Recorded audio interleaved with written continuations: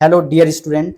आज मैं UP board के लिए, जो यूपी बोर्ड के स्टूडेंट हैं उनके लिए पहला लेक्चर रिकॉर्ड कर रहा हूँ। ये तो मुझे पता नहीं कि रेस्पॉन्स कैसा आएगा, लेकिन जो बच्चा लेक्चर देख के जाएगा उसको पक्का कुछ ना कुछ समझ में जरूर आएगा। ओके, तो सभी को ये लेक्चर जरूर देखना है। और मैं आज आपके साथ में मैग्नेट के बारे में डिस्कस करने वाला हूँ।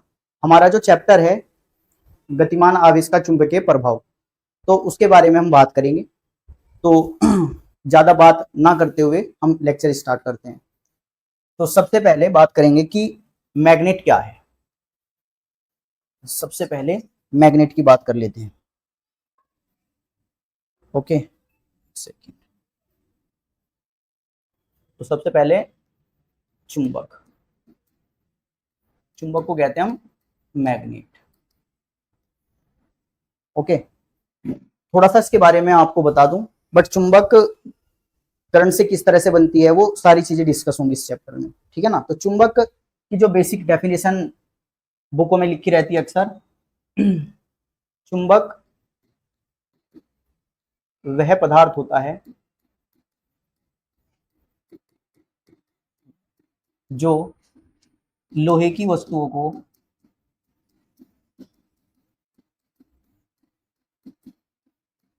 अपनी ओर आकर्षित करता है। तो चुंबक ऐसा पदार्थ होता है जो लोहे की वस्तुओं को क्या करता है, अपनी ओर आकर्षित करता है। तो बेसिकली जो मैग्नेट होती है वो दो तरह की मैग्नेट होती है। तो चुंबक के प्रकार, अगर बात करें हम कि चुंबक के प्रकार क्या क्या है, ठीक है ना। चुंबक के प्रकार, तो चुंबक के प्रकार देखिए, चुंबक दो तरह की होती है। तो जो पहली चुंबक है हमारी, वो है बेटा प्राकृतिक चुंबक। इसे बोलते हैं हम नेचुरल मैग्नेट। नेचुरल मैग्नेट, ठीक है ना। अब जो नेचुरल मैग्नेट है उसकी क्या डेफिनेशन दी गई। सबसे पहले नेचुरल मैग्नेट जो होती है, एशिया माइनर के मैग्नीशिया प्रदेश में एक ब्लैक स्टोन होता है जो लोहे की जो ऑब्जेक्ट होती है उनको अपनी ओर अट्रैक्ट करता है। बट ये अट्रैक्शन बहुत ज्यादा नहीं होता, ये कम अट्रैक्शन होता है, कमजोर आकर्षण होता है एक तरह से। उसी पत्थर का नाम दिया गया प्राकृतिक चुंबक, ठीक है ना। तो प्राकृतिक चुंबक की डेफिनेशन, एशिया माइनर के मैग्नीशिया प्रदेश में काले रंग का एक पत्थर पाया जाता है ना, काले रंग का एक पत्थर पाया जाता है जिसे प्राकृतिक चुंबक कहते हैं।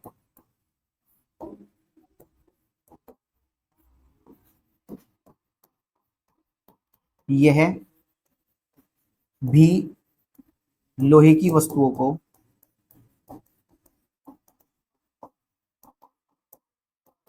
अपनी ओर आकर्षित करता है, परंतु इसका आकर्षण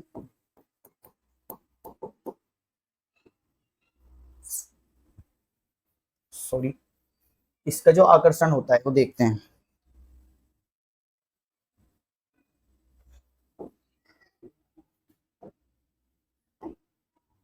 इसका आकर्षण कमजोर होता है।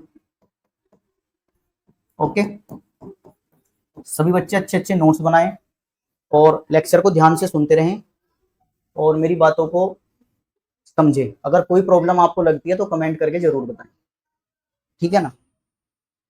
चलो, इसका रासायनिक सूत्र,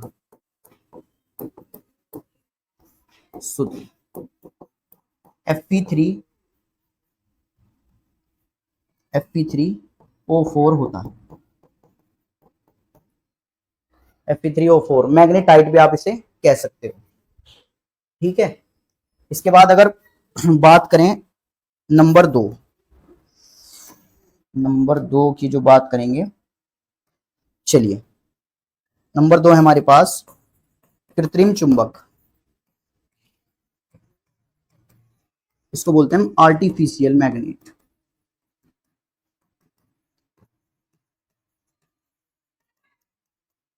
देखो आर्टिफिशियल मैग्नेट क्या होता है, आर्टिफिशियल मैग्नेट की अगर हम बात करें, ये लैब्स के अंदर आर्टिफिशियल मेथड से बनाया जाता है, यानी हम लोग बनाते हैं और इसे ताकतवर बना सकते हैं। इसका अट्रैक्शन जो हमारी प्राकृतिक मैग्नेट है उससे ज्यादा होता है और ये ताकतवर होता है, और ये अलग अलग शेप और साइज का हम बना सकते हैं।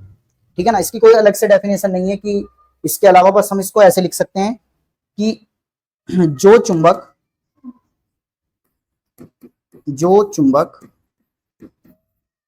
प्रयोगशाला में जो चुंबक प्रयोगशाला में कृत्रिम विधि द्वारा बनाया जाता है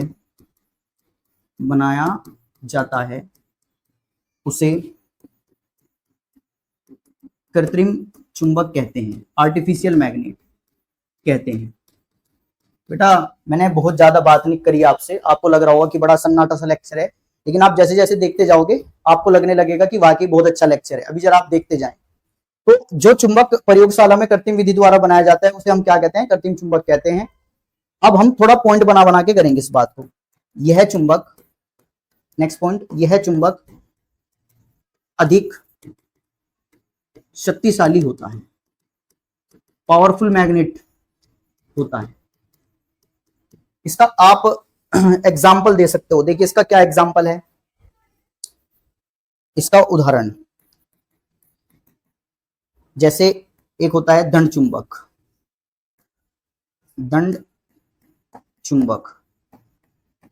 इसे कहते हैं बार मैग्नेट।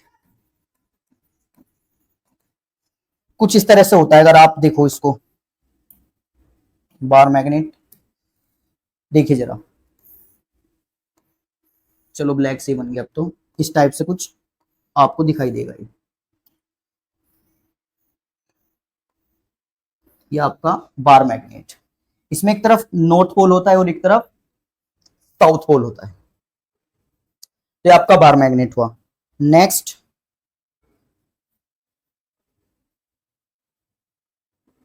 ये व्हाइट से ब्लैक क्यों हो गया भाई,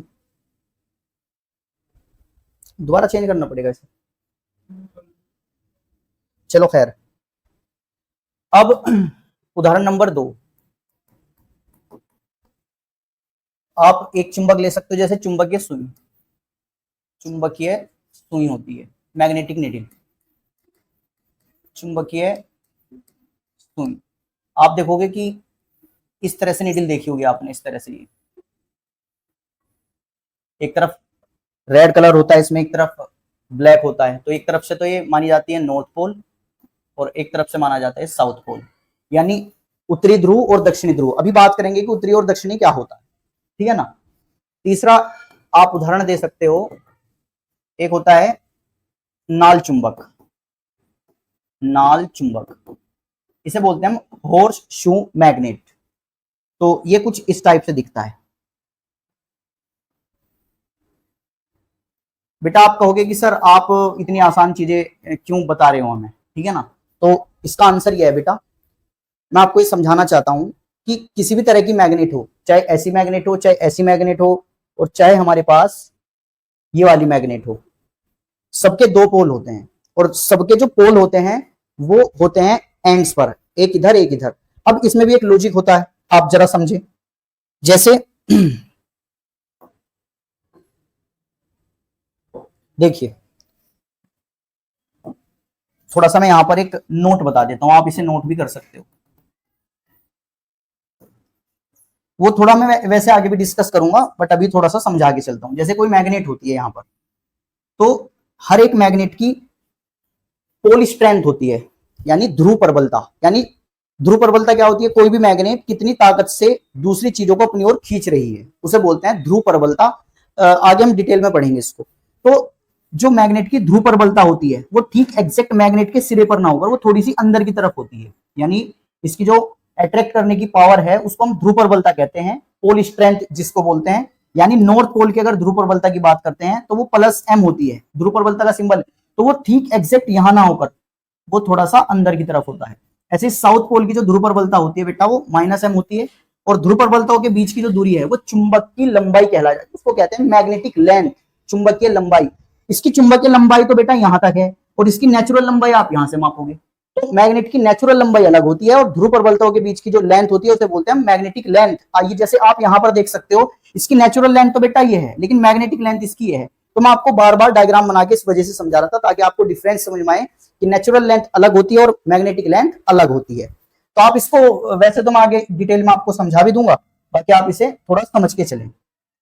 ओके, चलिए।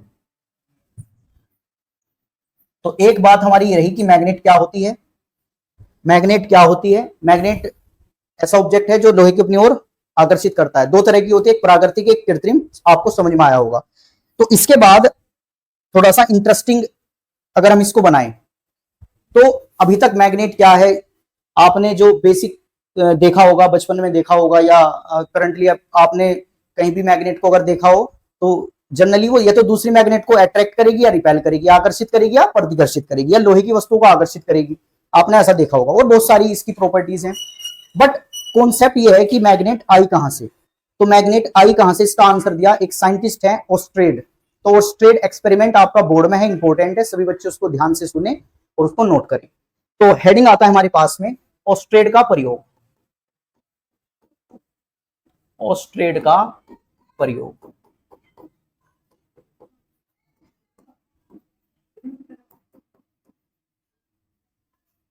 Oersted experiment. चलिए जी, ओरेस्टेड एक्सपेरिमेंट बड़ा सिंपल सा एक्सपेरिमेंट है, बस ध्यान से एक बार सुन लेंगे, काम खत्म।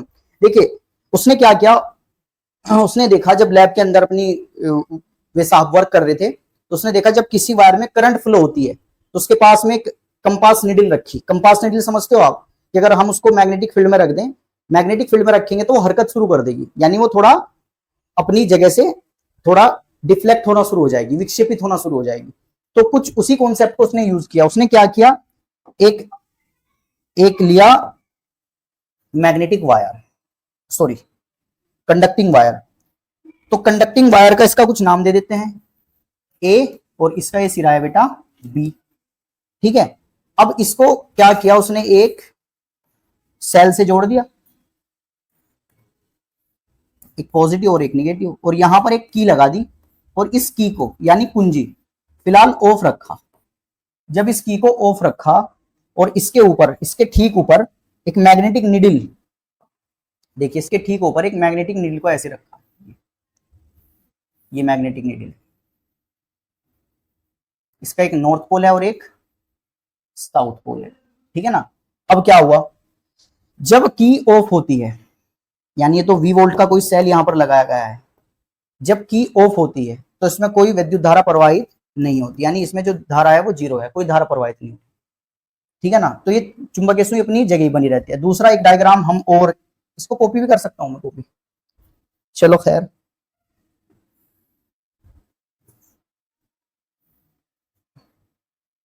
भाई आज पहला लेक्चर रिकॉर्ड कर रहे हैं तो थोड़ी सी प्रॉब्लम आ रही है।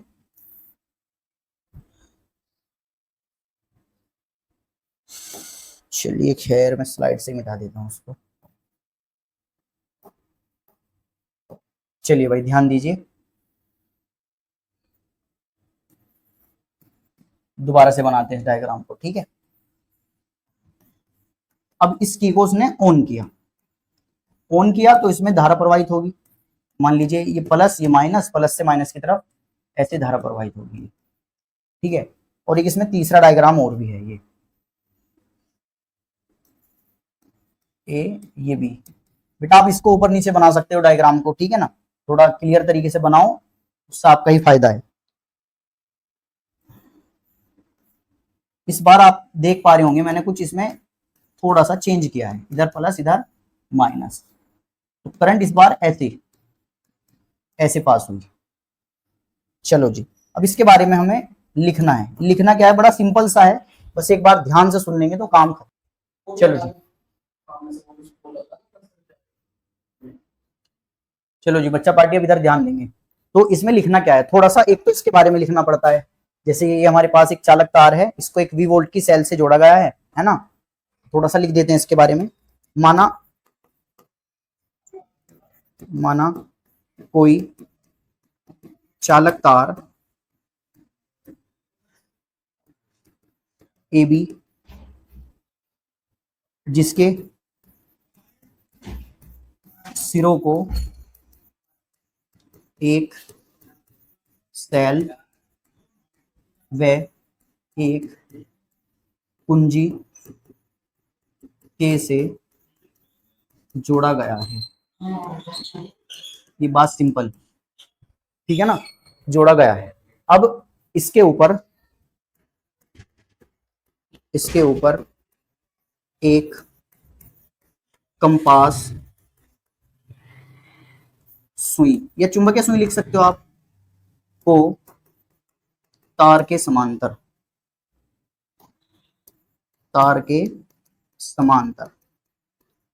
रखा गया है। चलो जी, ठीक। अब क्या करते हैं, देखिए कुछ पॉइंट उसने क्या किया। जब पहला पॉइंट, ये इसका एक्सपेरिमेंट का फर्स्ट पॉइंट, जब कुंजी के ऑफ का मतलब होता है खुली रहती है। ऑफ मतलब इसके अंदर से की हमने निकाली हुई है, ठीक है ना। तो निकाली हुई है तो कुंजी के ऑफ है तो खुली रहती है। तब तार ए बी में कोई धारा प्रवाहित नहीं होती, कोई धारा प्रवाहित नहीं होती, ठीक है ना। कुंजी के खुली रहेगी तो इसमें कोई धारा प्रवाहित नहीं होगी। इस स्थिति में चुंबकीय सुई या कंपास सुई लिख दो, चुंबकीय सुई अपने स्थान पर ही बनी रहती है। ये अपने स्थान पर ही बनी रहेगी, जब तक इसमें कोई धारा प्रवाहित नहीं होगी तब तक ये अपने स्थान पर ही बनी रहेगी, ठीक। अब उसने दूसरा पॉइंट हमें क्या बताया, चलिए दूसरा पॉइंट ये है, जब कुंजी के को ऑन किया जाता है, ऑन की जगह आप एक वर्ड और यूज कर सकते हो, बंद किया जाता है। ऑन किया जाता है या क्या लिख सकते हो, बंद किया जाता है। तो तार ए बी में I एम्पियर की धारा प्रवाहित होने लगती है,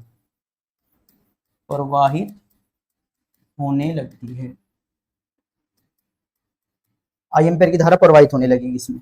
और जब आई एम्पियर की धारा प्रवाहित होगी तो क्या होगा, आइए वापस, जब इसमें आई एम्पियर की धारा प्रवाहित होगी तो बेटे जो मैग्नेटिक नीडल होगी हमारे पास में, ये थोड़ी ये समांतर थी ना यहाँ पर, ये ऐसे समांतर, तो क्या होगा, आई एम्पियर की धारा प्रवाहित होने से चुंबकीय सुई विक्षेपित हो जाएगी। मान लो इस दिशा में विक्षेपित हो गई, ये नॉर्थ पोल और ये साउथ पोल, ये ऊपर की तरफ विक्षेपित हुई है, इधर से नीचे की तरफ।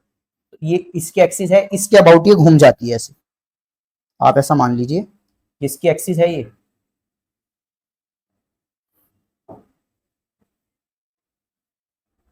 ये इसके अबाउट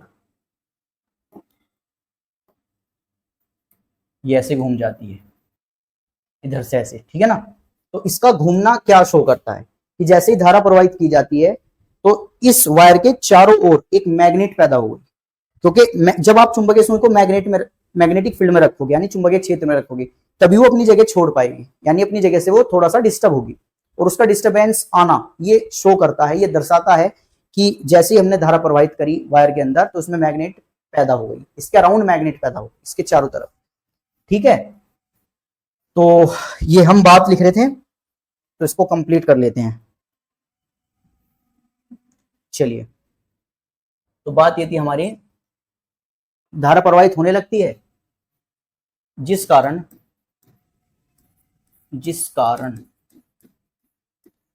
चुंबकीय सुई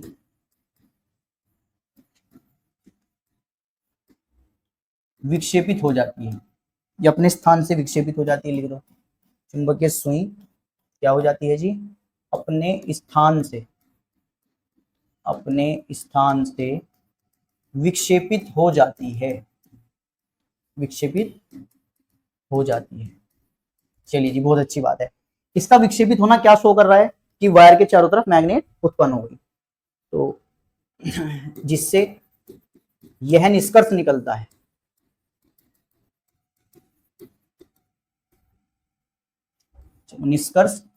है कि चालक तार में धारा प्रवाहित होने के कारण इसके चारों ओर चुंबकीय क्षेत्र उत्पन्न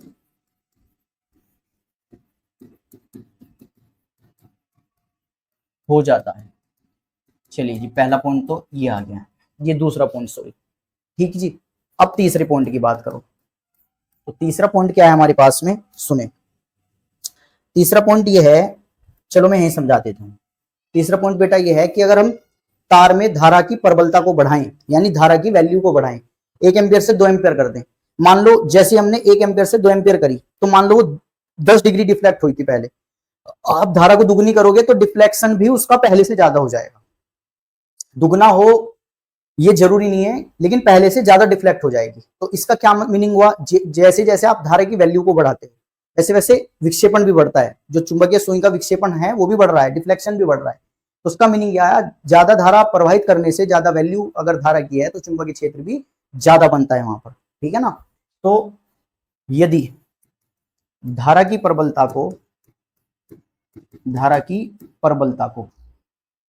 मतलब इसकी ताकत, वैल्यू इसकी, धारा का मान भी लिख सकते हो आप यहाँ। यदि धारा की प्रबलता को बढ़ा दिया जाए, तो चुंबकीय सुई का विक्षेपण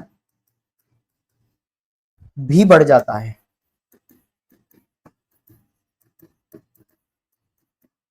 इससे यह पता चलता है कि चुंबकीय क्षेत्र का मान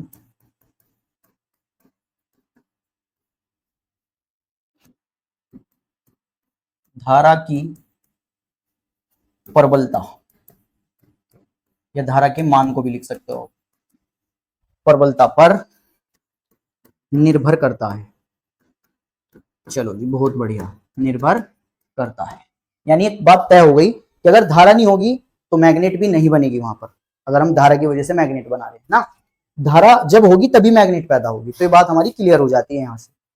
चौथा पॉइंट यहाँ पर यह आता है बेटा कि अगर हम वापस स्लाइड पर जाते हैं, अगर हम ये तीसरा डायग्राम देखें, धारा के मान की, धारा की दिशा को बदल दें, जैसे 20 वोल्ट की बैटरी है ना, देखो आप यहाँ पर धारा जो थी हमारी ऐसे क्लॉकवाइज है, अगर हम इसको एंटी क्लॉकवाइज कर दें तो बेटा जो डिफ्लेक्शन हुआ था पहले, डिफ्लेक्शन होने की दिशा भी बदल जाएगी। अब डिफ्लेक्शन जो होगा वो थोड़ा इस तरह से होगा, ये डिफ्लेक्शन इस तरह से होगा। तो इस बार इधर की तरफ और यहां से ऐसे। देखो अगर ये पहली फर्स्ट टाइम एंटी क्लॉकवाइज घूमी तो ये कैसे घूमेगी, क्लॉकवाइज। क्लॉकवाइज मतलब घड़ी के चलने की दिशा में घूमेगी। ओके, तो ये पॉइंट हमें क्या शो करता है, जैसे हमने धारा की दिशा को बदला तो चुंबकीय सुई के विक्षेपित होने की दिशा भी बदल जाती है। इससे क्या कंक्लूजन निकलता है, इससे कंक्लूजन निकलता है कि चुंबकीय क्षेत्र की दिशा धारा की दिशा पर निर्भर करती है। Direction of magnetic field depends on the direction of current. Okay, चलिए इसको भी लिख लेते हैं फटाफट। यदि बेटा ये पॉइंट बना बना के लिखो, समझ के काम करो। फिजिक्स हमेशा समझदारी से ही पढ़ना है, समझ के ही पढ़ना है, आप इसे रट नहीं सकते।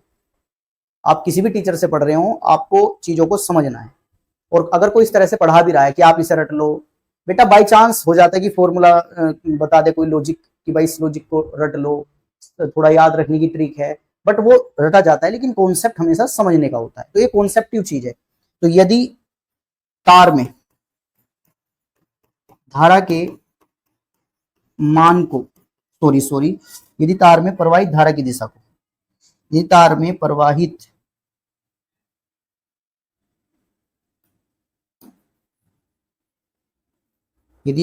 प्रवाहित धारा की दिशा को बदल दिया जाए तो सुई यानी चुंबकीय सुई के विक्षेपित होने की, बेटा अगर कहीं लिखने में कोई मिस्टेक हो गई हो तो आप उसे सही कर लेना, क्योंकि पता नहीं चल पाता, कई बार ऐसा हो जाता है लिखने में, तो आप थोड़ा उसको अपने हिसाब से सही कर लेना। सुई के विक्षेपित होने की दिशा भी बदल जाती है, चलिए अच्छी बात है। इससे यह पता चलता है कि चुंबकीय क्षेत्र की दिशा धारा की दिशा पर निर्भर करती है। बहुत सही। तो ये ऑस्ट्रेड का एक्सपेरिमेंट था, बड़ा सिंपल एक्सपेरिमेंट है। आइए एक बार आप थोड़ा सा और देख लो, एक बार देखो। ऑस्ट्रेड का प्रयोग सिंपल, उसने एक वायर लिया AB, इसको एक बैटरी से जोड़ा, एक कुंजी से जोड़ा की से, इसको हम हिंदी में कुंजी लिखते हैं। ओके जी। फिर उसने क्या किया, एक बार इस कुंजी को ऑफ रखा। जब कुंजी ऑफ होती है, तार AB में कोई धारा प्रवाहित नहीं होती। इस स्थिति में जो चुंबकीय सुई होती है वो तार के समांतर ही बनी रहती है। जब धारा नहीं तो यहाँ पर कोई मैग्नेटिक फील्ड भी नहीं आया, और मैग्नेटिक फील्ड नहीं आया इसलिए तार के समांतर ही बनी रही। लेकिन जब हम इसमें धारा प्रवाहित करते हैं, हमने इसमें धारा क्लॉकवाइज प्रवाहित करी, तो मैग्नेटिक नीडल मान लो एंटी क्लॉकवाइज डिफ्लेक्ट हुई, विक्षेपित हुई। हुआ क्या, इसके विक्षेपित होने से ये कंक्लूजन निकला, ऑस्ट्रेड ने ये बता दिया कि जैसे ही धारा प्रवाहित करते हैं उसके अराउंड, उसके चारों तरफ एक मैग्नेटिक फील्ड पैदा हो जाता है। तो धारा प्रवाहित होने से इसका विक्षेपित होना, और विक्षेपित होने से कंक्लूजन निकलना कि मैग्नेट बन चुकी है, ये ऑस्ट्रेड ने बता दिया। फिर थोड़ी सी 2 बातें और बताई उसने, धारा के मान को बढ़ा के देखा, तो जब धारा की वैल्यू को 1 एम्पियर से 2 एम्पियर किया गया तो डिफ्लेक्शन यहाँ था तो थोड़ा और ज्यादा हो जाएगा। इससे ये समझ में आया कि भाई धारा का मान जैसे जैसे बढ़ा रहे वैसे वैसे मैग्नेटिक फील्ड की वैल्यू भी बढ़ती जा रही है, वहां पर चुंबकीय क्षेत्र का मान भी बढ़ता जा रहा है। नेक्स्ट उसने ये पॉइंट देखा कि अगर धारा की दिशा को बदल दें, उसने क्या किया, कुंजी मतलब बैटरी के टर्मिनल को बदल के लगा दिया, इधर पॉजिटिव इधर, तो धारा की दिशा बदल जाती है यहाँ पर। तो उसने देखा कि इसके विक्षेपण होने की दिशा भी बदल जाती है। अब मान लीजिए नॉर्थ पोल अब नीचे आ गया और साउथ ऊपर चला गया, पहले नॉर्थ ऊपर था साउथ नीचे था, ठीक। तो यहाँ पर आपको बहुत अच्छे से समझ में आ गया होगा, सभी बच्चे इसको नोट कर लेंगे। वैसे आपको नोट मिल भी जाएंगे, ये जो नोट्स हैं PDF की फॉर्म में, देखता हूँ टेलीग्राम वगैरह का चैनल कोई बनाएंगे, वहां पर आपको ये नोट्स दे दिया करेंगे, ठीक है। अभी तो ये हमारा टॉपिक कंप्लीट हो गया, ठीक है जी। अब बात ये आती है सर नॉर्थ पोल क्या होता है, साउथ पोल क्या होता है, बार बार पोल की बात कर रहे हो। तो पोल बड़ा सिंपल है, आपने एक्सपेरिमेंट घर पे भी कर सकते हो। अगर कोई आप बार मैग्नेट लो, एक मैग्नेट को धागे से बांधकर अगर अर्थ पर किसी भी जगह ले जाकर के आप सस्पेंडेड कर दो, स्वतंत्रता पूर्वक लटका दीजिए, बिल्कुल एक हल्के से धागे से बांधकर, तो हमेशा जो मैग्नेट होती है नॉर्थ साउथ डायरेक्शन में ही ठहरती है। जो सिरा उत्तर दिशा की ओर होगा उसे उत्तरी ध्रुव N कहेंगे, जो दक्षिण दिशा की ओर होगा उसे दक्षिण ध्रुव S कहेंगे। तो यहाँ पर आप चाहो तो चुंबक के गुण लिख सकते हो, थोड़े से चुंबक के गुण लिख लो। चुंबक के गुण। आइए चुंबक के गुण क्या क्या हैं, चलो फटाफट देख लेते हैं। पहला,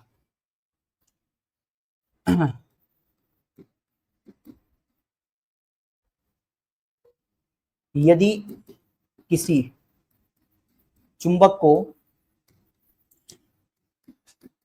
एक हल्के धागे से बांधकर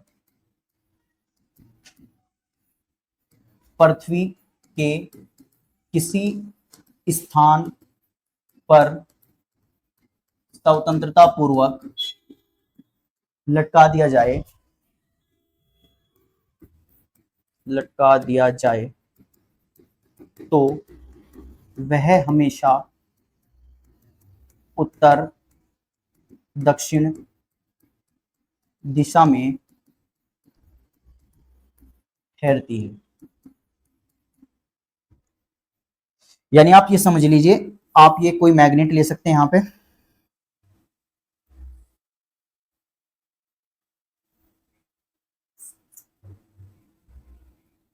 चलिए ये कोई मैग्नेट है,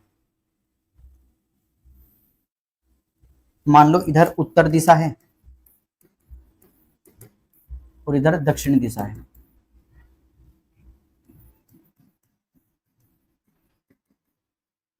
आपने से एक हल्के से धागे से बांधा और यहां पर ऐसे लटका, तो हमेशा जो सिरा उत्तर दिशा की ओर होगा वो होगा उत्तरी ध्रुव एन।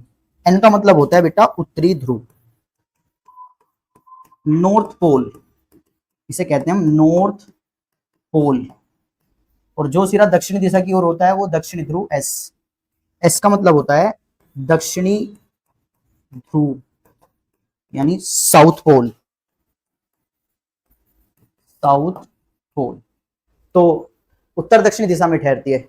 जो सिरा दक्षिणी दिशा की ओर होता है, आप ये लिख लेना, जो सिरा दक्षिणी दिशा की ओर होता है वो दक्षिणी ध्रुव एस होता है, और जो सिरा उत्तर दिशा की ओर होता है उत्तरी ध्रुव एन होता है। सिंपल, पहला लॉजिक तो ये है। क्लियर हुआ सबको? चलिए इसके बाद पॉइंट नंबर 2। पॉइंट नंबर 2 बेटा ये है, समान ध्रुव एक दूसरे को प्रतिकर्षित, जबकि असमान ध्रुव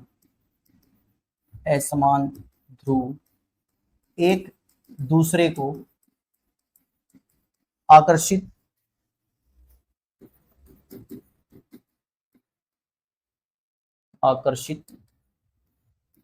करते हैं। यानी अगर हम यहां पर एक नॉर्थ पोल लें और यहां पर एक दूसरा नॉर्थ पोल लें, तो एक दूसरे को क्या करेंगे? प्रतिकर्षित करेंगे, प्रतिकर्षित, ठीक है ना भाई?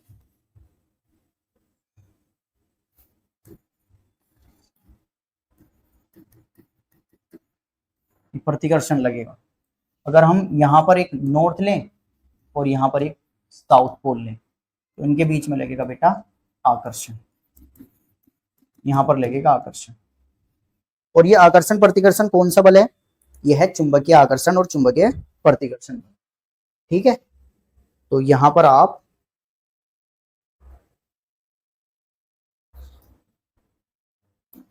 समझ सकते हैं इस बात को, ठीक है जी।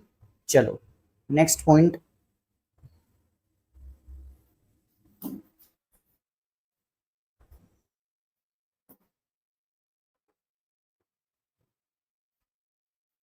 चलिए जी नेक्स्ट पॉइंट देखते हैं। तीसरा पॉइंट, आइए तीसरा पॉइंट देखते हैं क्या है।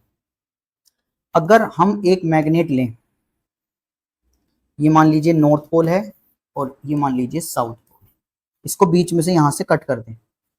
अगर हम बीच में से कट किए हुए जगह को देखें थोड़ा सा, तो क्या होगा? जहां से हम कट करेंगे वहां अपने आप एक पोल बन जाएगा, इधर यहाँ साउथ बन जाएगा और इधर यहाँ नॉर्थ बन जाएगा। यानी ऐसी कोई मैग्नेट नहीं पॉसिबल है जिसका केवल एक ही ध्रुव हो। आप जितने हिस्से करोगे हर हिस्से के दो पोल बनेंगे, चाहे वो जितना बड़ा हो चाहे जितना छोटा हो, यानी मोनोपोल डज नॉट एग्जिस्ट। एक चुंबक का एक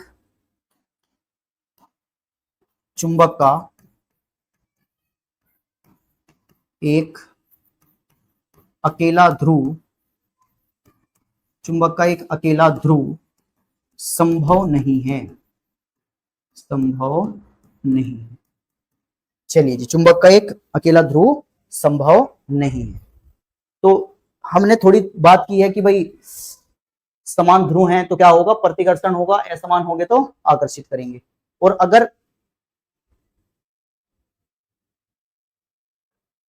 अगर क्या होगा, एक किसी मैग्नेट को हम बीच में से कट कर दें तो हर ये वाला जो पार्ट है इसके भी दो पोल बन जाएंगे, इसके भी दो पोल बन जाएंगे। ठीक, चलिए अब बात ये आती है कि जो चुंबकीय क्षेत्र होता है बेटा, जो चुंबकीय क्षेत्र होता है उसकी डायरेक्शन कैसे निकालते हैं। हमें बात समझ में आ गई कि जो चुंबकीय क्षेत्र है वो बनता कैसे है, धारा प्रवाहित होने की वजह से। देखो बेटा, मैं आपको बताऊं कॉन्सेप्ट कहां से आता है। आप जैसे 12th के फर्स्ट यूनिट को पढ़ते हो तो उसमें चार्ज का रेस्ट पढ़ते हो। चार्ज जब विराम में होता है तो वो क्रिएट करता है इलेक्ट्रिक फील्ड, यानी विद्युत क्षेत्र, विद्युत विभव। लेकिन जब चार्ज मोशन में आ जाता है, और चार्ज मोशन माने के दो तरीके होते हैं, एक तो एक समान स्पीड से चले, एक है वेरिएबल से चले, या अपनी डायरेक्शन बदल दे। तो वहां पर हम जो बात कर रहे हैं फिलहाल चार्ज के यूनिफॉर्म मोशन की कर रहे हैं, एक समान मोशन की बात कर रहे हैं, एक समान गति की बात कर रहे हैं। एक समान गति होने से फिलहाल जो हम पढ़ रहे हैं वो मैग्नेट पढ़ रहे हैं। एक समान जब चार्ज कहीं गति करेगा, मान लो यहाँ पर कोई चार्ज है, यहाँ से गतिमान हुआ, तो चार्ज की गति से बनती है धारा, और धारा से बनती है भाई साहब मैग्नेट। फिलहाल ये गति है एक समान। अगर मैं इसको एक समान ना कहूं, मैं इसको वेरी करा दूं, असमान गति कर दूं, तो बेटे मैग्नेट भी बनेगी, इलेक्ट्रिक फील्ड भी बनेगा, उसके साथ साथ एनर्जी भी प्रोड्यूस होगी वहां पर। तो वो हम आगे पढ़ेंगे डिटेल में। ओके, तो फिलहाल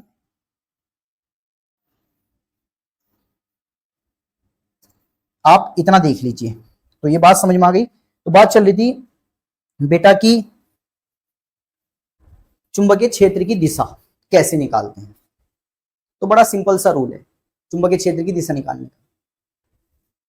वैसे तो 2-3 रूल हैं, दक्षिणावर्ती पेंच का नियम है और दाएं हाथ की हथेली का नियम नंबर 1 है। तो देखते हैं, आप दाएं हाथ की हथेली का नियम नंबर 1 याद रखें, दाएं हाथ का नियम भी कह सकते हैं, दाएं हाथ की हथेली का नियम नंबर 1। ठीक है, चलो तो हम बात करेंगे दाएं हाथ की हथेली का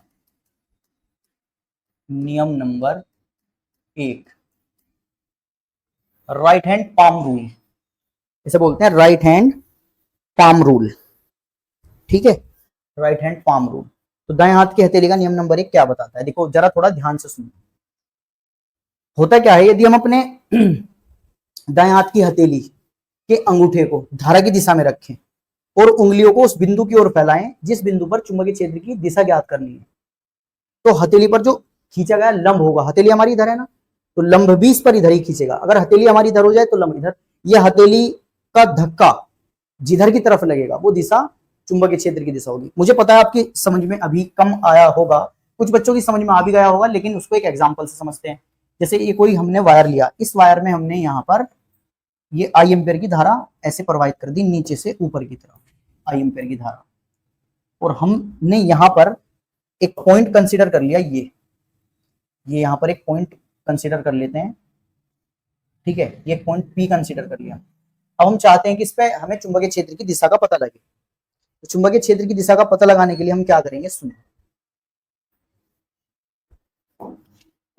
भाई थोड़ा, चलिए देखिए, दाएं हाथ, सबसे पहले दायां हाथ राइट हैंड, धारा की दिशा में अंगूठा होना चाहिए, जिस बिंदु पर चुंबकीय क्षेत्र ज्ञात करना है उसकी तरफ उंगलियां होनी चाहिए ऐसे।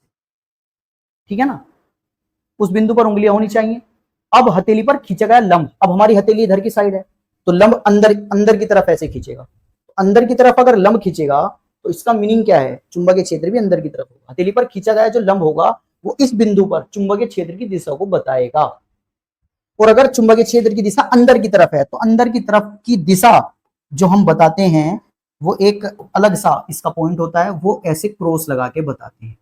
देखो आप समझ लो, दो दिशाएं रहेंगी आपकी फिजिक्स के अंदर। ये वाली दिशा इसे बोलते हैं लंबवत अंदर की ओर, लंबवत अंदर की ओर, तल के लंबवत है वैसे ये, तल के लंबवत अंदर की ओर, तल के लंबवत अंदर की ओर, इसे बोलते हैं इनवर्ड डायरेक्शन, परपेंडिकुलर इनवर्ड। चलिए जी, एक दिशा इस तरह से शो की जाएगी, इस तरह से, ये आप ऐसे भी कर सकते हो और बिना इसके भी रख सकते हो इसको। इसका मतलब होगा बेटा तल के लंबवत बाहर की ओर, तल के लंबवत बाहर की ओर, तल के लंबवत बाहर की ओर। ओके, चलिए, तो यहां पर धारा की दिशा में अंगूठा, जिस बिंदु पर चुंबकीय क्षेत्र की दिशा ज्ञात करनी है उसकी तरफ उंगलियां, तो किधर की तरफ आएंगी, अंदर की तरफ। तो अंदर की तरफ है तो इसलिए हम क्या कर देते हैं, क्रॉस, अंदर वाली दिशा। और चुंबकीय क्षेत्र, चुंबकीय क्षेत्र का जो प्रतीक है वो है बेटा बी। बी के ऊपर वेक्टर क्योंकि सदिश राशि। बताएंगे इसकी दिशा किस तरह से होती है, अभी दिशा पे आ रहे हैं।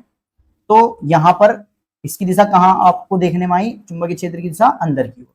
अगर एक पॉइंट हम मान लीजिए, हमने एक पॉइंट कंसीडर कर लेते हैं इधर की साइड, ये एक पॉइंट हमने यहां कंसीडर कर लिया।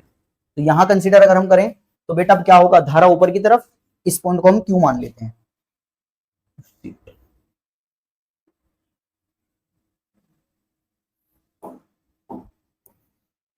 चलिए, तो क्या होगा, ये पॉइंट है हमारा क्यू। तो क्यू पॉइंट पर धारा की दिशा निकालने के लिए धारा की दिशा में अंगूठा, क्यू की तरफ उंगलियां, तो लंब कहां की तरफ खींचेगा हथेली पर, इस बार बाहर की तरफ। तो इस पॉइंट पर जो चुंबकीय क्षेत्र होगा वो बाहर की तरफ ही होगा। जैसे यहां पर हथेली पर लंब अंदर की तरफ खींचा था, इस पॉइंट पर लंब चुंबकीय क्षेत्र अंदर की तरफ होगा।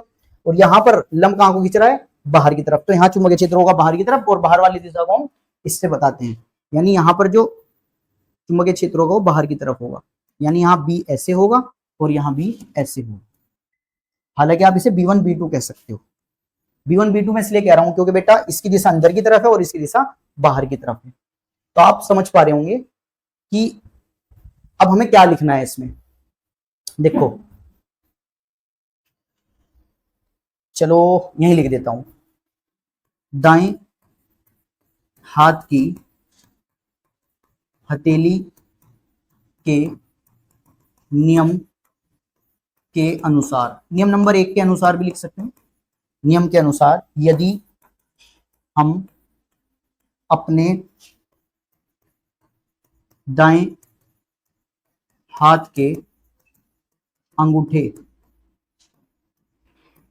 को धारा की दिशा में रखकर अंगुलियों को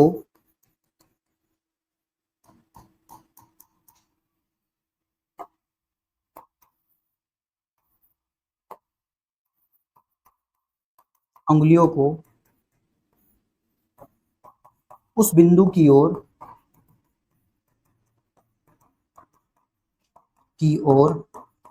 दिष्ट करें।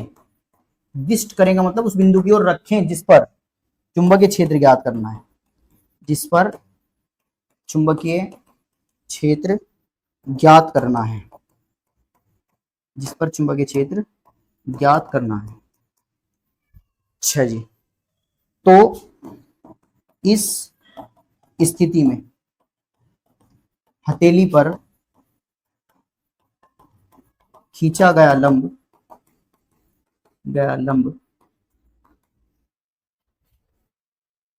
इस स्थिति में हथेली पर जो खींचा गया लंब है, खींचा गया लंब उस बिंदु पर चुंबकीय क्षेत्र की दिशा को बताता है। ठीक है, उस बिंदु पर चुंबकीय क्षेत्र की दिशा को बताता है। बड़ा सिंपल है। तो आप सभी समझ भी गए होंगे कि बेटा दाएं हाथ की हथेली का जो नियम नंबर 1 हम पढ़ रहे हैं, यदि कोई हम चालक तार लें जिसमें हमने धारा प्रवाहित करनी है, धारा की दिशा में अंगूठा रखना है, उस बिंदु की ओर उंगलियां फैलानी है जिस बिंदु पर चुंबकीय क्षेत्र ज्ञात करना है। तो हथेली पर जो लंब खींचेंगे हम, वो उस बिंदु पर चुंबकीय क्षेत्र की दिशा को बताएगा। और इसमें हमें पॉइंट पता होना चाहिए, तो ये कि तल के लंबवत अगर अंदर की ओर है तो किस तरह से होगा, क्रॉस बना के, अगर लंबवत बाहर की ओर है तो ऐसे डॉट बनाना है। इसे याद रखने की भी ट्रिक होती है भाई, अंदर की ओर है, जैसे आप अगर एरो देखो, एरो कुछ इस तरह से होता है, तो आपने अगर देखा होगा, अगर उसको पीछे से देखते हैं तो ऐसे नजर आता है, यानी एरो कुछ इस तरह से आपने देखा होगा। तो जब एरो अंदर की तरफ जाता है तो हमें ये वाला निशान नजर आता है, और अगर एरो हमारी तरफ आता है तो हमें ये सामने से डॉट वाला निशान नजर आता है। तो ये थोड़ा सा पॉइंट है, आप यहां से भी समझ सकते हो। चलिए जी, तो दाएं हाथ की हथेली का नियम नंबर 1 सबको समझ आया होगा। ओके, अब आगे बढ़ते हैं। देखो एक आध एग्जाम्पल और देख लो, इसका कुछ एग्जाम्पल यहाँ पर ऐसे देख लेते हैं। जैसे मान लीजिए वायर ऐसे है, हमारे पास धारा ऐसे है, ये वायर ए और ये वायर बी। तो मान लीजिए हमें ये पॉइंट लेना है यहाँ पर, इस पॉइंट पर चुंबकीय क्षेत्र की दिशा कहाँ को होगी, तो धारा की दिशा में अंगूठा, पॉइंट की तरफ उंगलियां, लंब कहाँ को खींचेगा, बाहर की तरफ। बाहर की तरफ होगा तो हम बाहर की तरफ को कैसे लिखते हैं, डॉट बना के लिखते हैं, डॉट बना के ऐसे लिख दो, तो यहाँ चुंबकीय क्षेत्र ऐसे हो। ठीक, अगर मैं यहाँ की बात करूं कि इस पॉइंट पर चुंबकीय क्षेत्र किस दिशा में होगा, तो धारा ऐसे है, पॉइंट नीचे की तरफ है, तो लंब अंदर की तरफ आएगा। आप देख लो, पॉइंट की तरफ उंगलियां, हथेली पर लंब अंदर की तरफ आएगा, अंदर की तरफ आएगा तो यहाँ क्या बना सकते हैं हम, क्रॉस बना सकते हैं। तो यहाँ पर चुंबकीय क्षेत्र ऐसे होगा। चलिए और एग्जाम्पल देखो, देखिए एग्जाम्पल नंबर 3। तो एग्जाम्पल नंबर 3 क्या है, थोड़ा सा अच्छा एग्जाम्पल है, ध्यान से देखिएगा।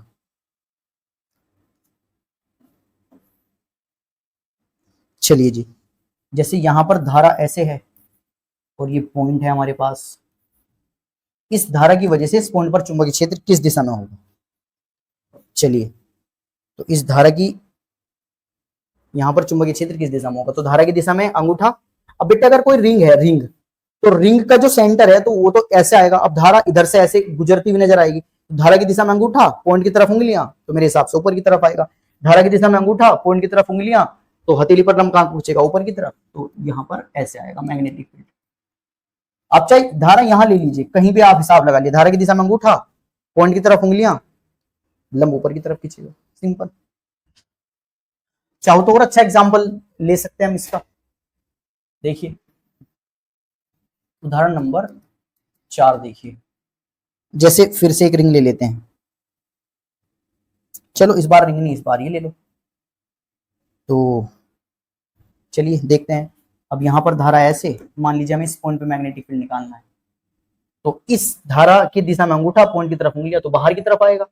तो अगर इसे मैं वायर 1 कहूं, वायर 1, ये A B C D, A B हमारा पहला वायर है, तो पहले वायर की वजह से बिंदु ओ पर चुंबकीय जो क्षेत्र आएगा उसे मैं B1 कहूंगा। तो B1 में क्रॉस वाला आएगा, ये क्रॉस वाला आएगा या ये डॉट वाला, आपको ये क्लियर करना है।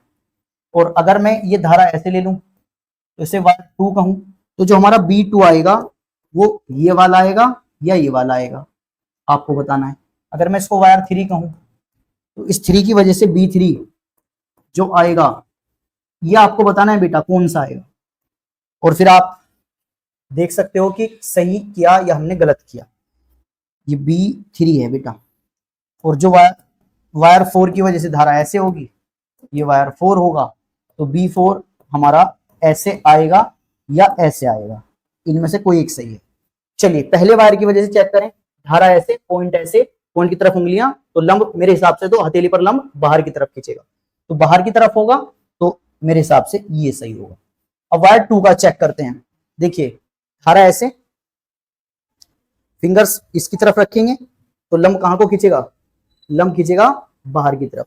तो बाहर की तरफ अगर है, तो बाहर की तरफ अगर है तो इसमें भी ये वाला सही है। अगर वायर 3 की बात करें तो धारा की दिशा में अंगूठा, इसकी तरफ उंगलियां करेंगे तो लंब अभी भी बाहर की तरफ ही है, तो इसमें भी ये वाला सही है। और अगर वायर 4 की बात करें तो धारा की दिशा में अंगूठा, उंगलियां इस बिंदु की तरफ करेंगे तो हथेली अभी भी इधर की तरफ, अभी भी बाहर की तरफ है, तो अभी भी यही सही है। अब बेटा मैं एक बात बताना चाहूंगा यहाँ पर, ये एक लूप है बेटा, लूप, आयताकार लूप या आयताकार या वर्गाकार लूप कह सकते हैं उसको। तो यहाँ पर एक ये ऐसी लूप है, अगर लूप में धारा की दिशा ऐसी है ना बेटे, तो सभी की वजह से, इस वाले वायर की, इस वाले सभी वायर की वजह से चुंबकीय क्षेत्र की दिशा एक ही होगी। ऐसा नहीं है कि इस वायर की वजह से यहां अलग हो जाएगी इसकी। अगर इस वायर, इसमें जैसे ये दिशा ऐसे जा रही है और यहां ऐसे आ जाती, तब धारा की दिशा, चुंबकीय क्षेत्र की दिशा बदल जाती। अदरवाइज अगर धारा ऐसे है तो चुंबकीय क्षेत्र की दिशा, जैसे आप यहां भी देख सकते हो, अगर धारा ऐसे है ना बेटा, तो चुंबकीय क्षेत्र सभी की वजह से ऊपर को आएगा। चाहे आप इस वाली धारा की वजह से हिसाब लगा लीजिए, अगर मैं इस वाली की वजह से हिसाब लगाऊं तो अब केंद्र यहां पर है, हम लूप के पीछे चले गए, तो धारा ऐसे, केंद्र ऐसे, तो चुंबकीय क्षेत्र ऊपर को आएगा। सिंपल है बहुत। तो ये कुछ एग्जाम्पल थे ताकि आपको अच्छे से क्लियरिटी आए। एग्जाम्पल और भी हैं बट आपके लिए काफी है, क्योंकि हम बहुत ज्यादा डिटेल में नहीं जाएंगे। ठीक है ना, आप यहां तक अच्छे से समझ गए होंगे। अब इसके बाद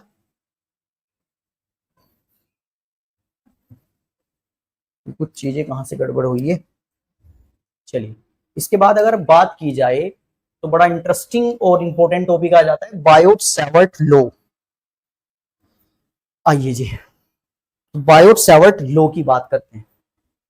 भैया बड़ा इंपॉर्टेंट टॉपिक है बोर्ड के लिए। मैं बहुत ज्यादा शोर मचा के नहीं कहूंगा कि बोर्ड के लिए है, जितना बोर्ड पे पढ़ा रहा हूं सभी इंपॉर्टेंट है।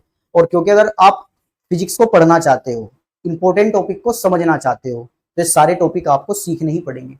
आप डायरेक्ट इंपॉर्टेंट जा करके चीजों को नहीं पढ़ सकते, इसलिए सारे टॉपिक इंपॉर्टेंट है जो भी बोर्ड पर यहाँ पढ़ाए जा रहे हैं।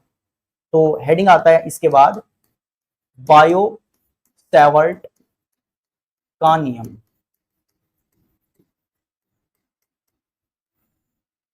भैया इंपॉर्टेंट है, बायोट सैवर्ट लॉ। चलिए, बायोट सैवर्ट लॉ क्या है?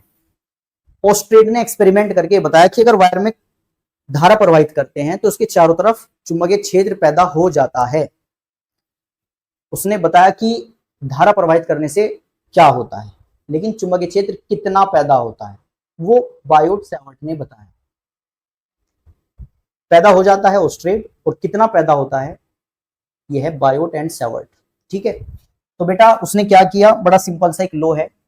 ये कोई धारावाही चालक तार, धारावाही का मतलब जिसमें हम धारा प्रवाहित कर रहे हैं, इस वायर को हम धारावाही चालक तार मान सकते हैं। चलिए, अब क्या हुआ, इस पर एक अल्पांश लेना पड़ता है, अल्पांश। अब अल्पांश क्या होता है,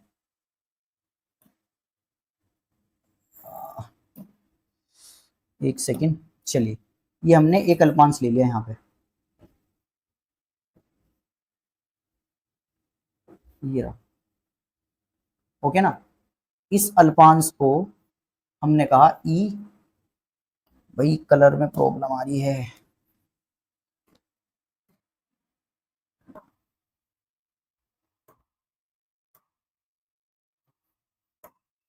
चलो हमने इसको कहा ई, इस पॉइंट को, और इस पॉइंट को कहा एफ। और ये जो अल्पांश लिया है हमने, इस अल्पांश की लंबाई है बेटा डीएल। इस अल्पांश की लंबाई कितनी है, डीएल। डीएल है ई और एफ के बीच का डिस्टेंस, यहां से और यहां तक के बीच का डिस्टेंस। ठीक है, इस अल्पांश की वजह से बेटा, इस पूरे वायर की वजह से बात नहीं कर रही उसने, बात करी है छोटे से। अगर एक इतना बड़ा वायर है, इस वायर की वजह से इस पॉइंट पे मैग्नेटिक फील्ड कितना है, इस पॉइंट पे, इसकी बात नहीं करी उसने। इस पर एक छोटी सी लंबाई का अल्पांश लिया, लेंथ एलिमेंट लिया, और इस छोटे से अल्पांश की वजह से इसमें अगर हम धारा प्रवाहित कर दे बहुत छोटी सी लंबाई के लिए, तो इसकी वजह से यहाँ कितनी मैग्नेट बनेगी, इस बात को बताया बायोट सैवर्ट ने। तो इस अल्पांश और एक बिंदु जो हमने लिया था, इसको मिलाने वाली रेखा, चलिए थोड़ा सा इसको ऐसे बना लिया, ये यहां पर एक पॉइंट ले लिया P। इस अल्पांश और इस P को मिलाने वाली रेखा के बीच का ये जो एंगल है थीटा है, और ये R डिस्टेंस पर लिया गया है, ये जो हमने पॉइंट लिया है यहाँ पर। तो हम इसके बारे में अब क्या लिख सकते हैं, देखो बायोट सैवर्ट के नियम के अनुसार धारावाही चालक तार पर बहुत छोटे लंबाई के अल्पांश, अल्पांश का मतलब भी बहुत छोटा ही है, आप चाहो तो लंबाई के अल्पांश भी लिख सकते हो, बस ऐसे लिख दो, तार पर लंबाई के अल्पांश, छोड़ दो उसको, तार पर लंबाई के अल्पांश डीएल के कारण बिंदु पी पर बायो-सैवर्ट के नियम के अनुसार धारावाही चालक तार पर लंबाई के अल्पांश डीएल के कारण बिंदु पी पर उत्पन्न चुंबकीय क्षेत्र, बिंदु पी पर उत्पन्न चुंबकीय क्षेत्र, उत्पन्न चुंबकीय क्षेत्र निम्न बातों पर निर्भर करता है, निम्न बातों पर निर्भर करता है। चलो जी, किस किस पे निर्भर करता है? नंबर 1, अब बेटे क्योंकि बात अल्पांश की कर रहे हैं, क्योंकि बात कर रहे हैं हम अल्पांश की, कहां से आ रहे हैं? चलो, तो अल्पांश की बात कर रहे हैं, इसलिए यहाँ पे जो चुंबकीय क्षेत्र बनेगा उसे हम कहेंगे डीबी, उसे क्या कहेंगे हम? छोटा सा अल्पांश है तो हम कहेंगे उसको डीबी। तो निर्भर करता है चुंबकीय क्षेत्र डीबी है, क्योंकि डीएल है ना बेटा, छोटी सी लेंथ को हम डीएल कह रहे हैं, और डीएल की वजह से जो चुंबकीय क्षेत्र बनना है उसे हम डीबी कहते हैं। तो यह है यानी चुंबकीय क्षेत्र, यह है तार में प्रवाहित धारा के अनुक्रमानुपाती होता है। पहली बात, अनुक्रमानुपाती होता है, यानी डीबी अनुक्रमानुपाती आई। दूसरी बात, यह अल्पांश की लंबाई डीएल के भी अनुक्रमानुपाती होता है।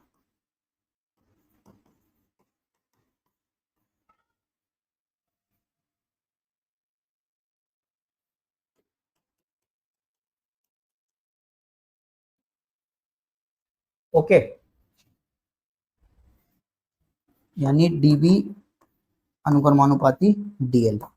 तीसरा पॉइंट ये है, ये लाइन इंपॉर्टेंट है, यह है अल्पांश। देखो अल्पांश हमारा ये है डीएल, और बिंदु को मिलाने वाली रेखा हमारी ये है, तो इस डीएल के और इसके बीच जो एंगल बना, ये वाला एंगल, इस एंगल की ज्या साइन थीटा यानी के अनुक्रमानुपाती होता है। ये बड़ा इंपॉर्टेंट पॉइंट है यहाँ पर। देखो डीएल और बिंदु पी को मिलाने वाली रेखा, यह है अल्पांश, यह अल्पांश की लंबाई डीएल व अल्पांश की लंबाई लिख लो बस यहाँ पे, यह अल्पांश की लंबाई व बिंदु पी को, बिंदु पी या जो भी आपने यहां लेट किया हो, को मिलाने वाली रेखा, मिलाने वाली रेखा के अनुक्रमानुपाती होता है। सॉरी, यह अल्पांश की लंबाई व बिंदु पी को मिलाने वाली रेखा के बीच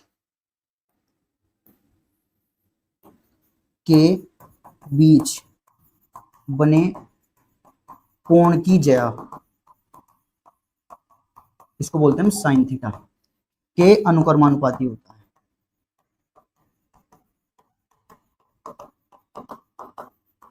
यानी हम इसको लिख सकते हैं डीबी अनुक्रमानुपाती साइन थीटा। ओके,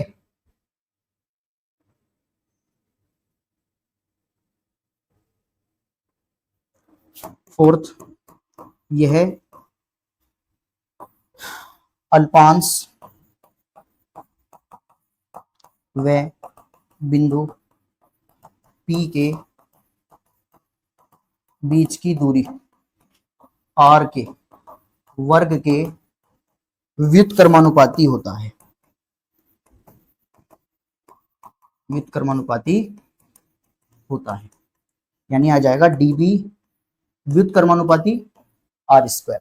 देखो अगर मैं व्युत्क्रमानुपाती लिख रहा हूं तो बेटे 1/r स्क्वायर, वर्ग का मतलब है स्क्वायर होगा, व्युत्क्रमानुपाती का मतलब है उल्टा, अनुक्रमानुपाती का मतलब होता है कि सीधा सीधा होगा ये। ठीक है भाई, तो बड़ा सिंपल है।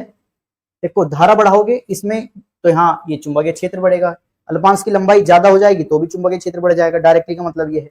अब साइन थीटा का इस पे थोड़ा स्टार लगाओ, इसका एक अलग मतलब होता है। मतलब क्या है सुनिए, कि अगर हम थीटा 90 रखें तो यानी अगर तार के लंबवत बिंदु रहेगा तो सबसे ज्यादा मैग्नेट बनती है। जैसे जैसे हम अगर अल्पांश यहां ले रहे हैं, बात को समझो, अल्पांश यहां ले रहे हैं और सबसे ज्यादा मैग्नेट यहां बनाएगा।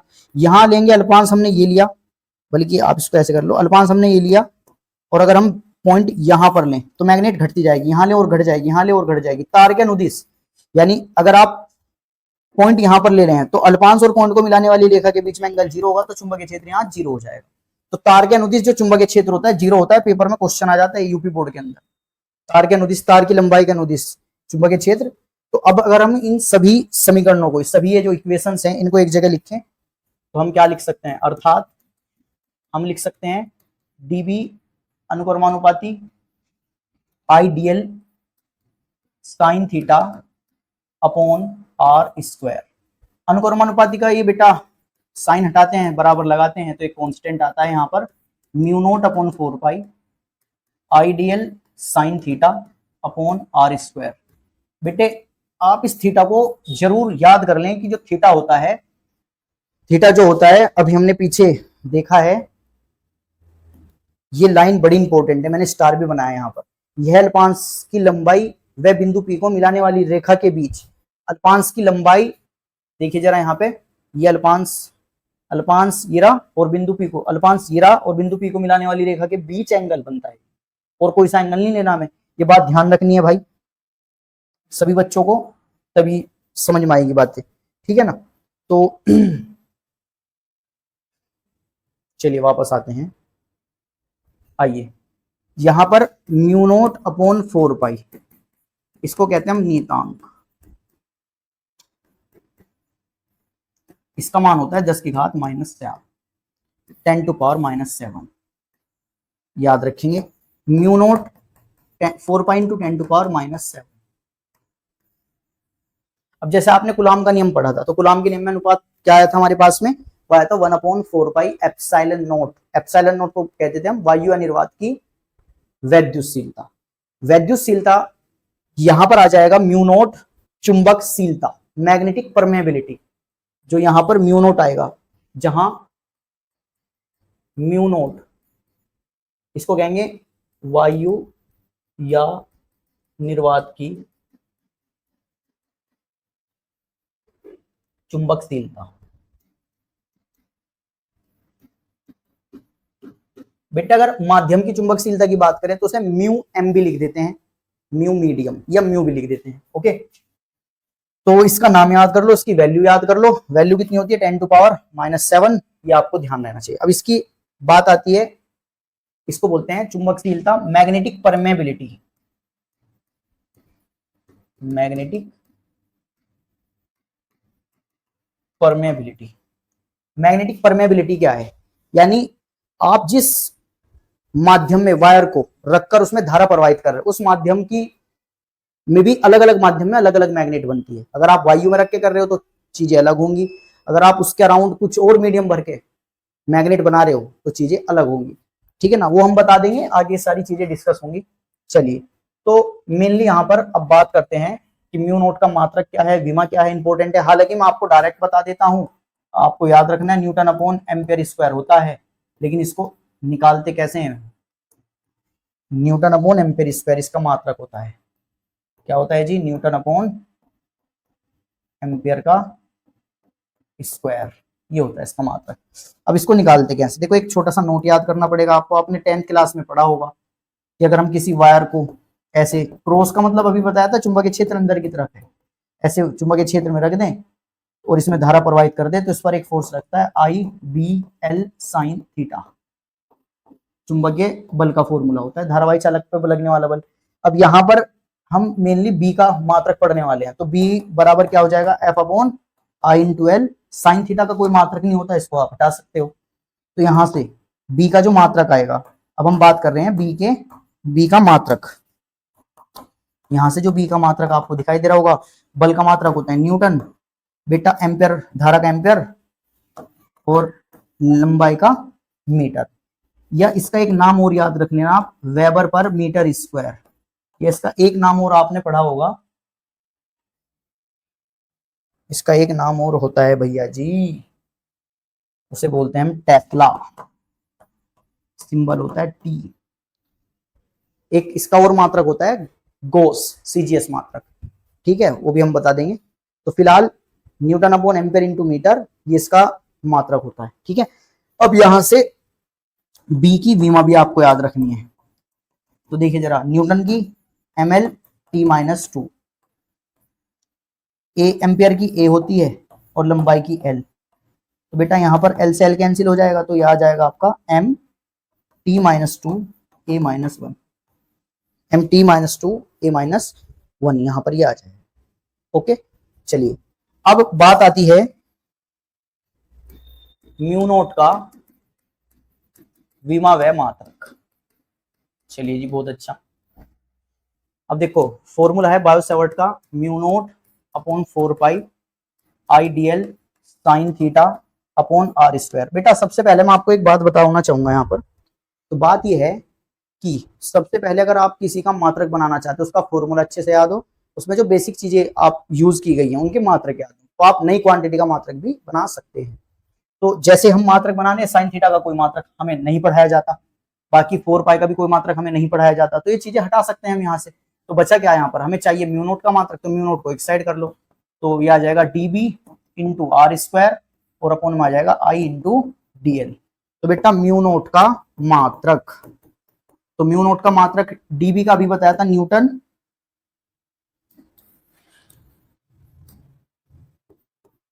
Newton upon ampere into metre, ये तो हमारा है डीबी का यानी मैग्नेटिक फील्ड का। अब बेटा हमें धारा का बनाना है इसका, तो इसका मात्रक एक और एम्पियर आ जाएगा, डीएल का एक और मीटर आ जाएगा। बेटे डीबी का तो इतना है, ये डीबी का इतना है बस, एम्पियर इंटू मीटर इसका हो गया, और आर स्क्वायर आएगा यानी मीटर का स्क्वायर। अब मीटर यहाँ पर एक मीटर ये रहा, एक मीटर ये रहा, तो मीटर स्क्वायर तो कैंसिल हो गया, एम्पियर एम्पियर एम्पियर स्क्वायर। तो बेटा डायरेक्ट आपको मैंने बता भी दिया था, न्यूटन अपॉन एम्पियर स्क्वायर इसका मात्रक होता है। तो यहाँ से म्यू नोट की विमा भी आप आसानी से बना सकते हैं। क्या होती है इसकी विमा, न्यूटन की ml t माइनस टू, और बेटा एम्पियर का स्क्वायर है यानी a2 हो जाएगा, तो हम इसको लिख सकते हैं ml t minus two a minus two. Very simple, very simple. तो आप ये भी अच्छे से याद कर ले। ओके, अच्छा आपसे पूछा जाए म्यू नोट कैसी राशि है, अदिश या सदिश? आंसर है अदिश राशि, इसकी कोई दिशा नहीं होती, चुंबकीय क्षेत्र सदिश राशि होती है, ठीक है ना।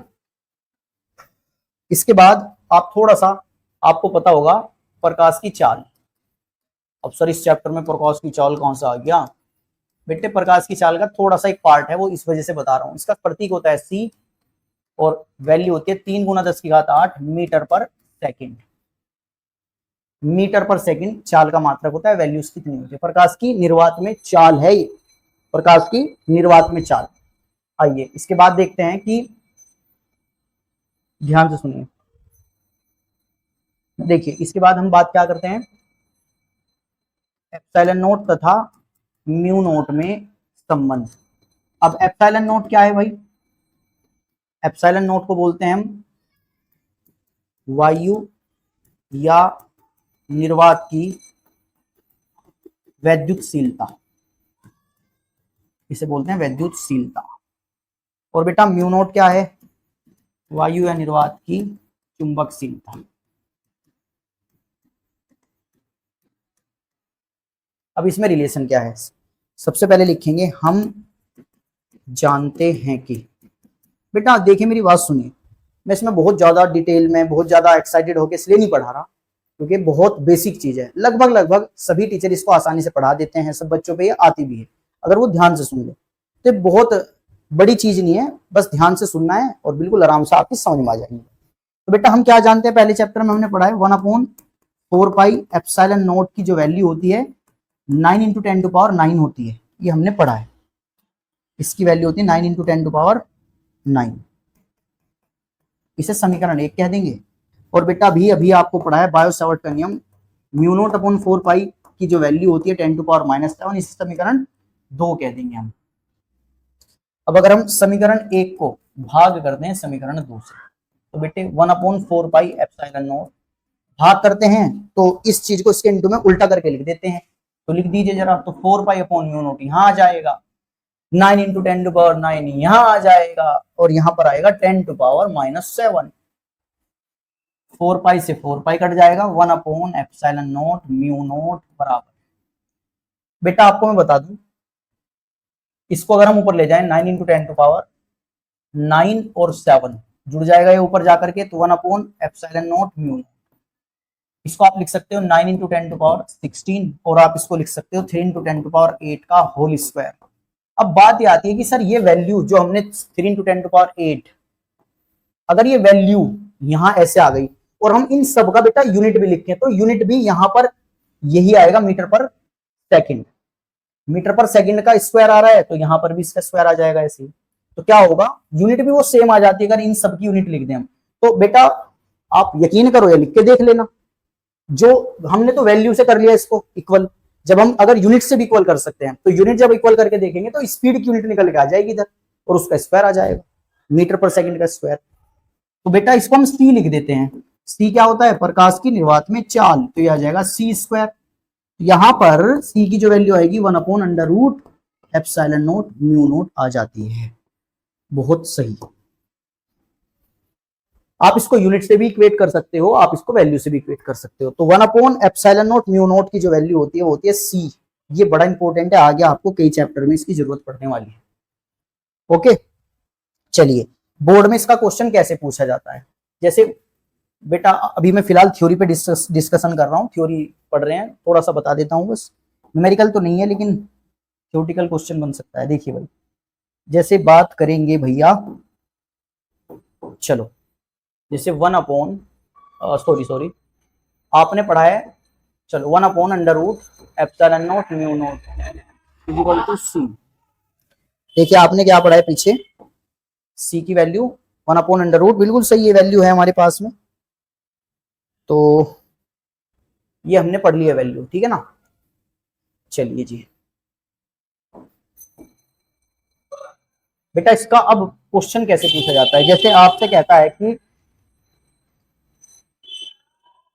1/√ε0 म्यू नॉट को हम लिख सकते हैं 1/ε0 म्यू नॉट का होल पावर 1/2।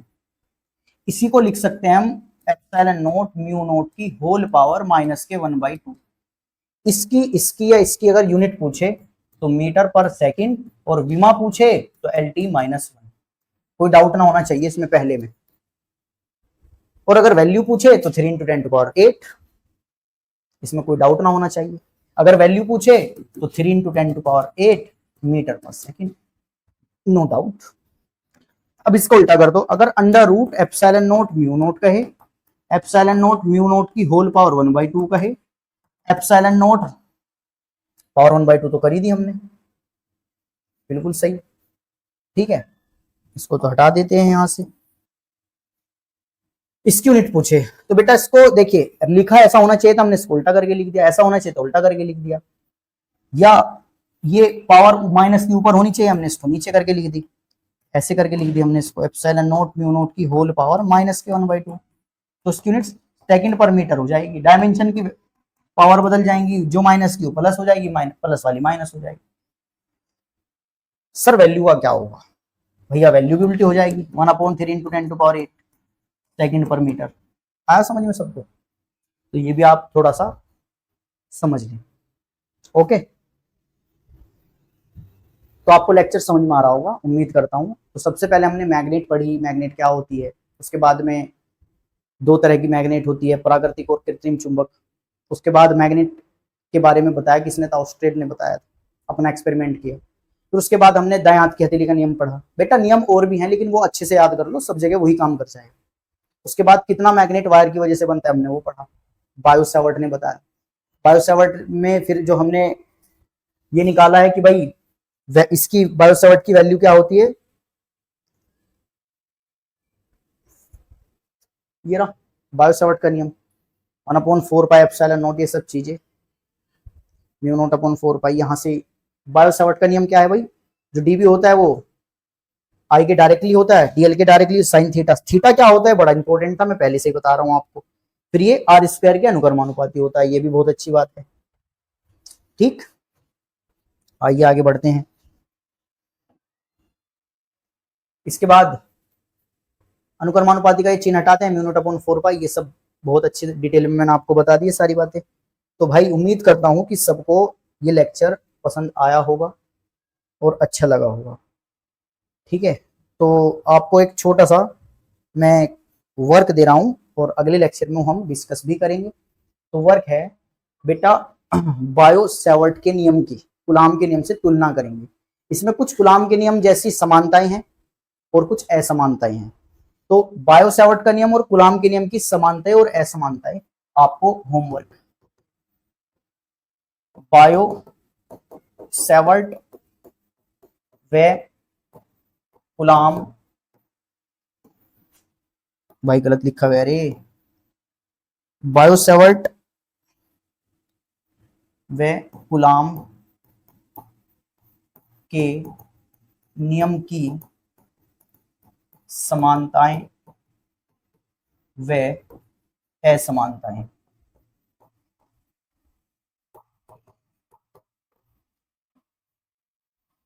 अगले लेक्चर में हम ये डिस्कस कर लेंगे। आप एक बार पढ़ लेना, क्योंकि आपने कूलाम का नियम पढ़ रखा है, तो थोड़ा सा वहां से आपकी समझ में आ जाएगा, थोड़ा यहाँ से। बेटा मैं जो बात कर रहा हूँ ना, कुछ बच्चों को ऑलरेडी पढ़ा रहा हूँ, उन्होंने पढ़ रखा है, मुझे पता है। मेरा पहला लेक्चर मैग्नेट का लेक्चर है, उससे पहले मुझे बहुत सारी चीजें पढ़ानी थी, बट कोई नहीं, हम इस चैप्टर को कंप्लीट करेंगे और पीछे के लेक्चर भी आपको यूट्यूब पर मिलने शुरू हो जाएंगे। आप थोड़ा सा वेट करें। अगर आपको पसंद आए तो आप अपने हिसाब से चैनल को आगे फॉरवर्ड भी कर सकते हो, लाइक सब्सक्राइब जो भी आपको करना है। और जो भी आपको इसमें कमी दिखी हो या जो भी, तो आप मुझे कमेंट करके बता सकते हैं। आगे के लेक्चर में उसको हम थोड़ा रिमूव करने की कोशिश करेंगे। Thank you so much.